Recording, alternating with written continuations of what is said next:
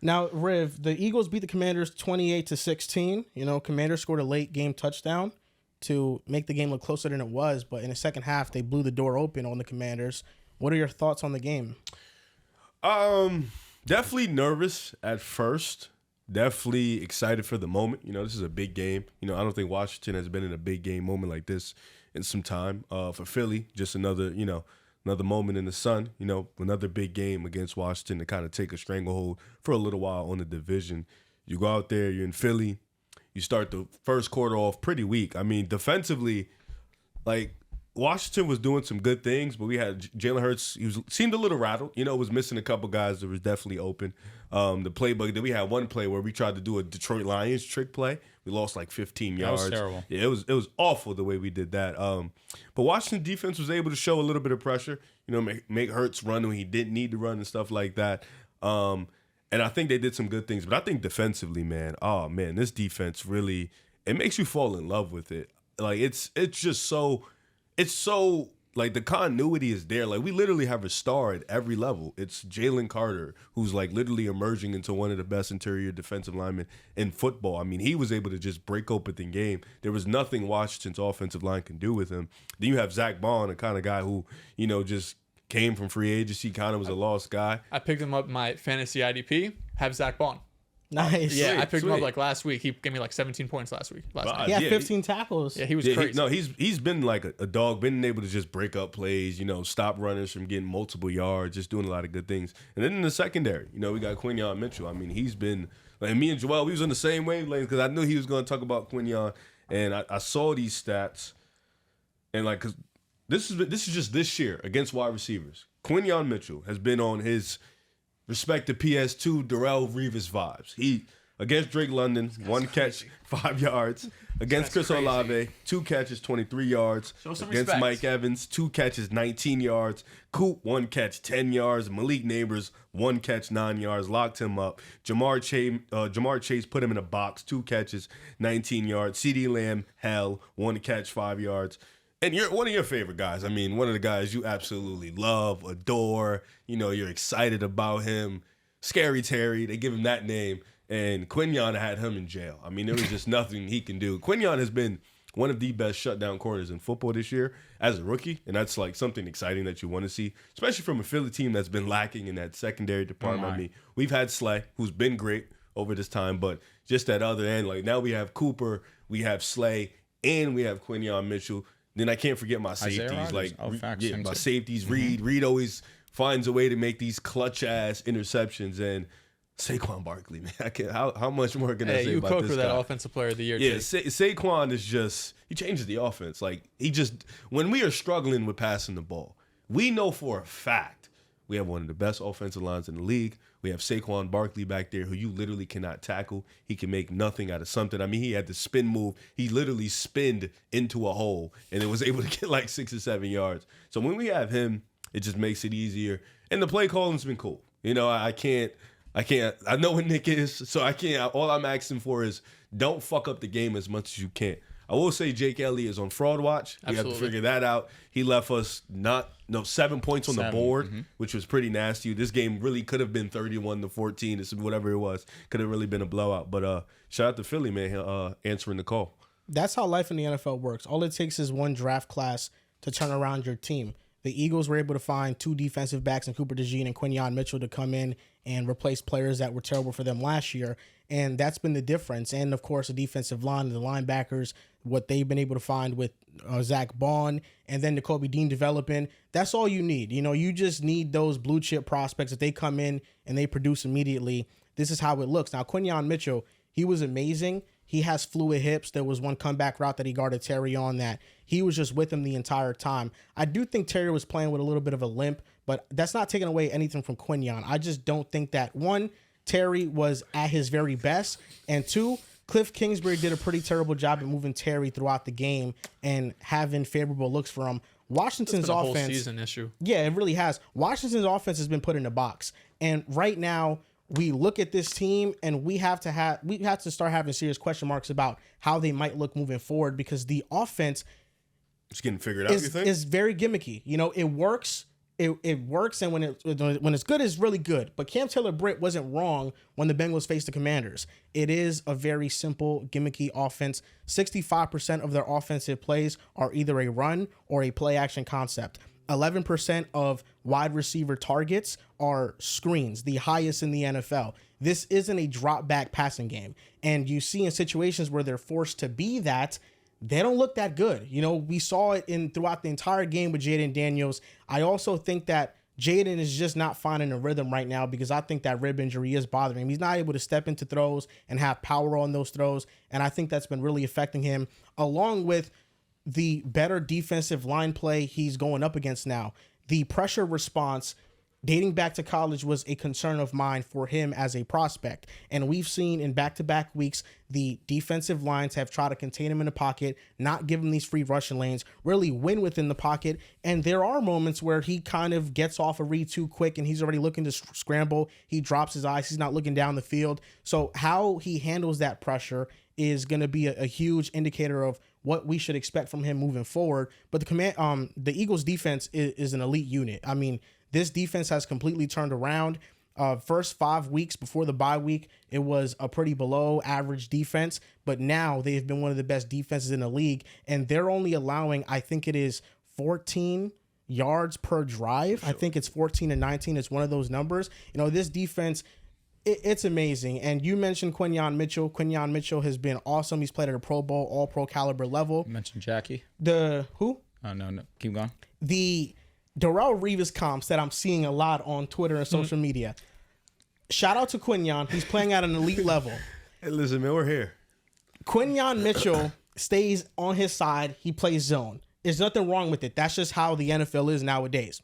Darrelle Revis was traveling. He just rains on parades. Man to man, no safety help. He rains on They have parades. nothing else to do. No, If there's one thing Yeah, we're gonna have, they gotta hold it's the them, you best know? corner season of all time. No Right? cap. It's I'm not letting raining on a Quinyon parade. Mitchell ruin that. It's Listen, man. providing the context because Quinyon was amazing. He was awesome on Terry, but the way that the Eagles defense works as a whole Kinda like Sauce. is much more than one person. Right? Similar, yeah. Sauce doesn't travel. Sauce isn't Yeah, he playing doesn't. man 70% of the No, time. facts. Yeah, and if Sauce had this type of season, which he's had the last 2 years as an All-Pro, I would not call him Darrelle Revis because he was not. You know? But I only say that where immediately Sauce, off the first 2 years being All Pro, deserved, earned the name of being Listen, a top 2 Quinyon corner gets in 2 the years back-to-back All-Pro. But I'm we can have asking this question conversations. because after year one, people already pushed the narrative that Sauce was the best corner in the league or in conversation for best corner in the league, playing a similar type defense.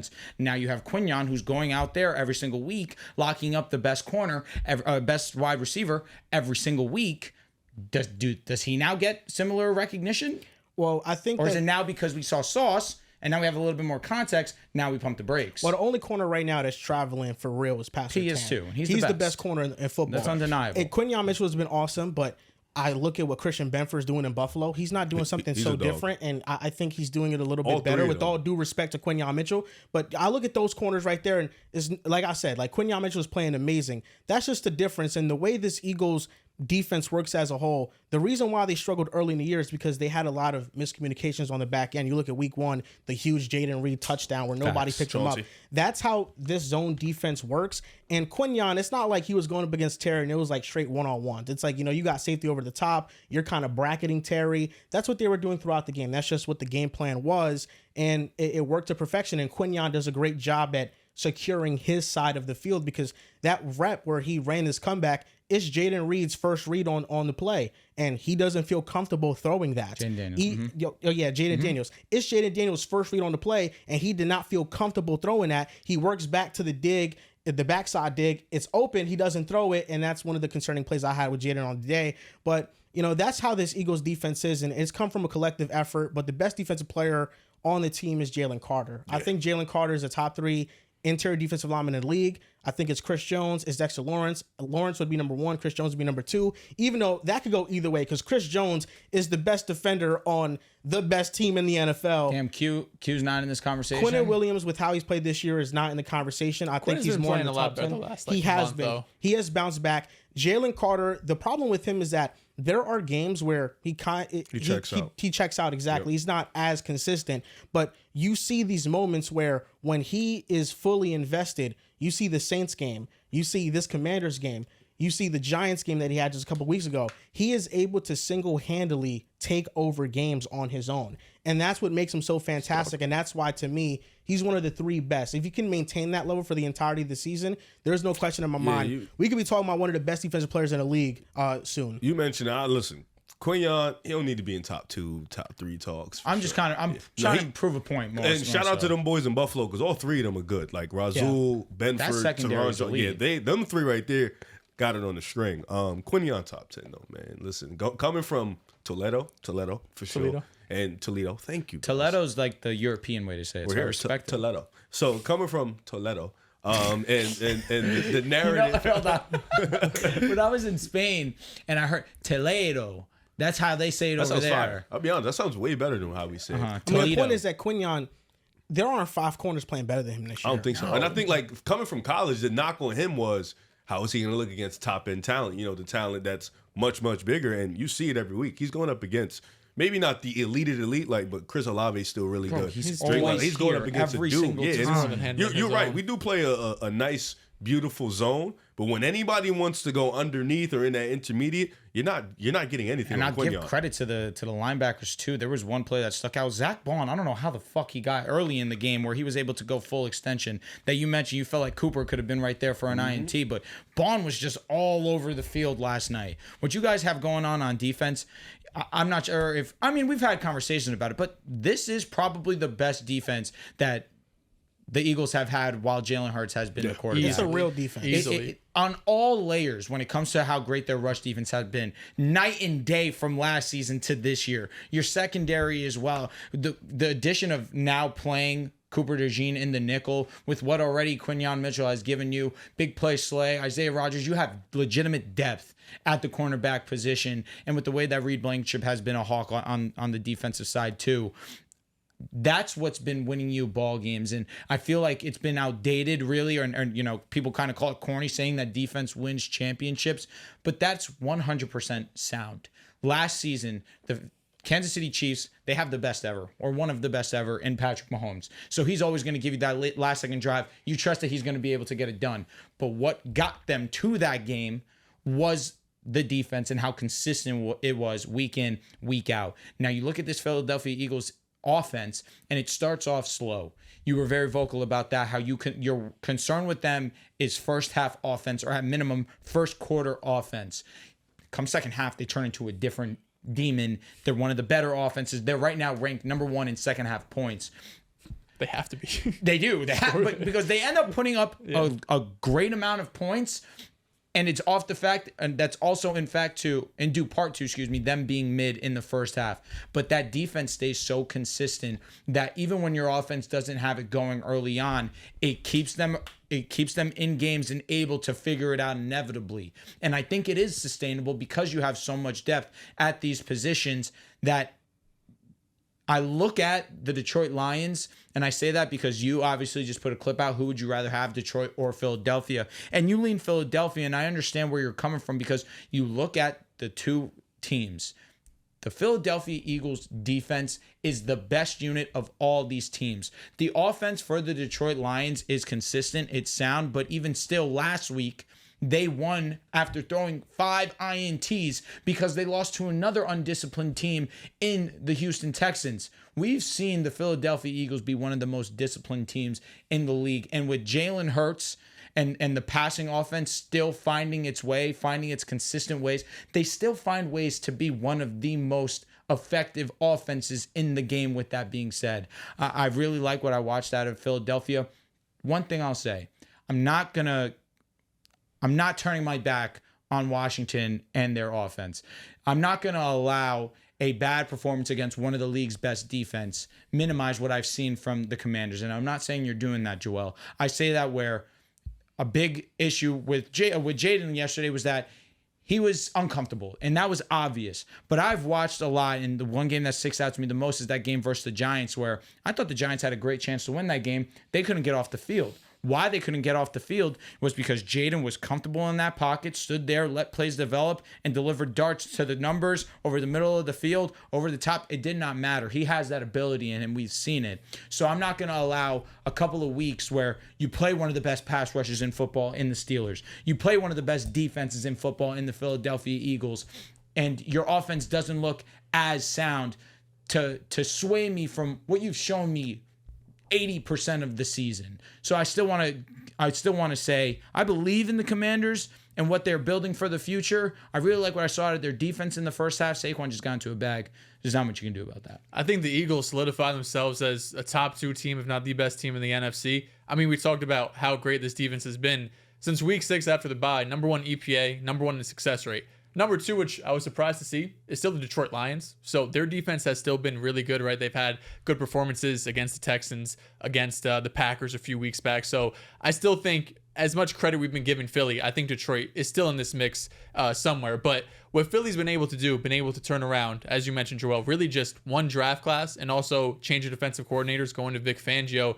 This is a defense that scares you, right? They've shown they could shut down Cincinnati. They've shown they can shut down the Washington Commanders. Those are 2 teams at the time they played that potentially go on a run, right? We're talking about Cincy's second half schedule. They could still make the playoffs. Talking about the Commanders potentially win this division. Then Philly went in there or at home and really just dominated this game from beginning to end. It's so nice to have Saquon Barkley back there. I do think part of the reason why their first quarter offense struggles is because they almost don't give Saquon the ball as enough, because I feel like they'll have a couple 3-and-outs, they'll punt a couple of times, and then that third or fourth drive, they give the ball to Saquon 2 or 3 times to get it started. Then the offense starts rolling and you could play it off of that. So I think that's part of the reason why the first quarter offense struggles. But for the Commanders, I do think there's something to say about what has changed in their offense when you compare what they've done the last month, the first 6 months of the season. The 3 reasons why I think the Commanders have struggled. 6 weeks of the season. Excuse me, what I say? First 6 weeks compared to the last 4. Yeah, you said 6 months. 6 months, 6 weeks. 3 reasons why I think the Commanders' offense has just not looked the same. Number 1 is the competition's been way different, right? When you look at those first 6 weeks, they played the Bucs, the Giants, Bengals, Cardinals, Browns, Ravens, and Panthers. Most, if not all, of these defenses were very weak at the time, very weak now. Over this past month, they've played the Bears, who are 5th in EPA per play, the Giants, who don't have a great defense, the Steelers, we know how great they are, and then the Eagles, who have been the best defense in football for the last 5 weeks of the season. So they're going from a pretty light schedule to one of the more difficult schedules you're going to see. And then Cliff Kingsbury's number 2, because we saw this in Arizona. I think we're starting to see it now just a little bit. We talked about this offense. Now, some of it needs context, right? Because you look at some stats, it's like Cliff is 15-5-1 in his first 7 games and like 8-18 in the remaining. It's like, well, Kyler Murray missed a lot of those games. So just looking at 2019 to 2021, Kyler missed like 2 games over these 3 years. In weeks 1 to 8, Cardinals were number 3 in EPA per play, number 9 in success rate. Second half of the year, weeks 9 through 17, they were 18th in EPA, 18th in success rate. So the offense goes from one of the strongest units in the NFL to a below average offense. I think we're seeing that a little bit here with the Commanders. They also desperately need a wide receiver too. Let me just throw that out there. You only have Terry. You really have no one else you could trust. Like, I think Luke McCaffrey really might be the second best receiver on that team. He gets open. But other than that, like, you have Diami Brown and shit. Like, it's really ugly. Respect Zacchaeus, man. And Zacchaeus. I think legit. You're right. I think Luke McCaffrey is the number 2. They just need to do a better job getting the rock. And then I think the last reason is some of Jaden Daniels' injury, right? When he got banged up 4 or 5 weeks ago, I don't think he's been, number 1, as a passer, as confident when he's stepping into throws. But number 2, as a rusher, the first 3 weeks of the season, he had 38 rush attempts. These last 3 weeks post-injury, it's down to like 25, 26 rush attempts. So he's still getting, some activity there. But those first 3 weeks, he was really making plays happen. But I think the Commanders, regardless, they were ahead of schedule. Like, they're 7-3 now. They'll still probably make the playoffs. This is awesome. It just pumps the brake on, like, can they be a true contender? Can they make this, like, NFC championship run? 7-4. My apologies. Let me say this with what you mentioned about the teams that they've played. I thought he played well against Chicago. I thought he played well against the Giants. I don't think he played particularly well last night. Mm-hmm. He played all right against the Steelers. The Steelers do have one of the better defensive lines, and obviously they'd make them comfortable. They were really. It was ugly, and I think Hail Mary makes it. Of course, but I think regardless of that, given that it was their first legitimate test of playing a real defense, his rookie season, I thought he passed. And especially when you look across the other side and what Caleb was unable to do, I still would say that was a passing performance. I don't think this is about Jaden. This is about the offense as a whole. Fair enough. I think Jaden individually has still been fine for the most part. It's not like, oh my God, he's regressing. He's not looking good. I think it's just the offense. Fair enough. And you know what? Then I digress, because a lot of what my mind's at right now is people immediately go to the quarterback, and that's on me for thinking that was where you were going with it. I just think when you suffer an injury like that to your ribs, your base affects every throw you make moving forward. And that's the biggest thing. Like when you are throwing the ball, you naturally you're contorting your body, and you need that strength. And if he's hurting and if he's in pain, that's going to affect all of his throws. The Bears game was before the Giants game, correct? He got injured the Panthers game, and Mariota came in. After, so those next 4 games, Jaden has been hurt. So that's why I say that again, and maybe I'm looking too much into the Giants game because, the Giants defense is not that great, but the defensive line is what really moves you. I say that where Dexter was still getting into his face, but he stayed strong. He was delivering darts. I know that yesterday was a tough performance for them. They really couldn't get anything going. But then again, you're taking Terry out of the game. Now what does he really have to work with? That's what I'm saying. It's gross. They don't have another wide receiver you can trust. 32 of Ben he Sutton had on the field. Here we go. 32 pass attempts. I believe 24 of them for Jaden against the Eagles were 5 yards or less. On throws 10 plus yards down the field, I believe he was 1 for 5. One of them was like a running back screen, or like just the running back broke off like 35 yards. Oh, yeah, but it is funny too, and I give a lot of people on the internet credit for it too, for acknowledging as well. It's become a stigma for taking what the defense is giving you, and all we've talked about these last couple of podcasts is how we want to see the quarterbacks make these safe throws. Make the throws that just push the ball vertically and just continue drives. Make the play and take what the defense is giving you. Jaden did a lot of that yesterday because, again, that was the Eagles' game plan, take away over the top, try to take Terry out of the game. And Eckler was one of the main beneficiaries of that. But if that's what the defense is giving you, what can you really do, especially when you're being met with pressure as much as you are? Terry is bracketed, and on top of it, kind of what's the word I'm looking for? Because he was banged up. He was bracketed with Terry. Yeah. I mean, Terry was double teamed the entire game. He was doubled. Like, that's what they were doing. And they tricked Jaden on that exact thing. Like, because the entire game, Jaden, whenever he's looking at Terry, it's like, okay, there are 2 people in the vicinity, one with inside and outside leverage. He couldn't get away from it.